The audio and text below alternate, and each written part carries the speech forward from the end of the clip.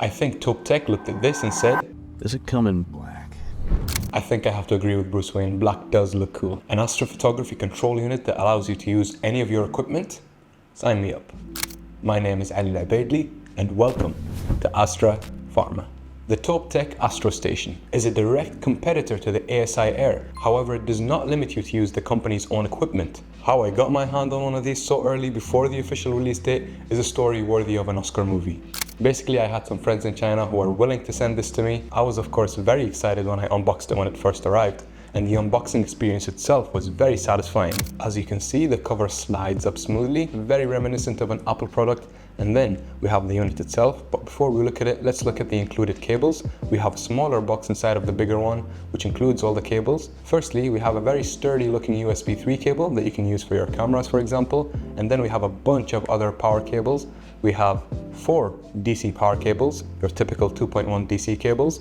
They look quite flimsy and thin. I wouldn't really trust them in the field, but it's nice that they're included. And we have 1 DC power cable extender right here. Then we have the unit itself. Here it is neatly wrapped in all of its glory.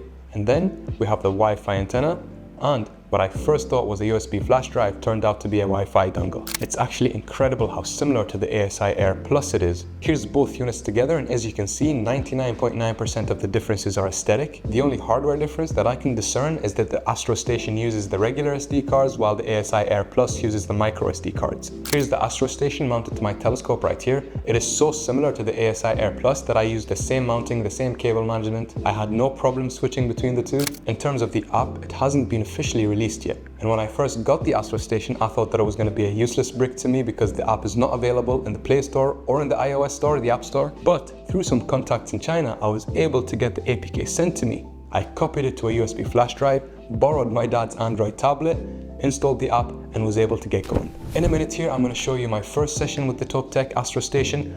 But please note that this is a beta version, so what you see now might change completely when this is officially released. I was able to connect all of my equipment with absolutely no issues, and I was also able to autofocus my telescope without any issues. I was also able to polar align, and I actually like the polar alignment process in the app.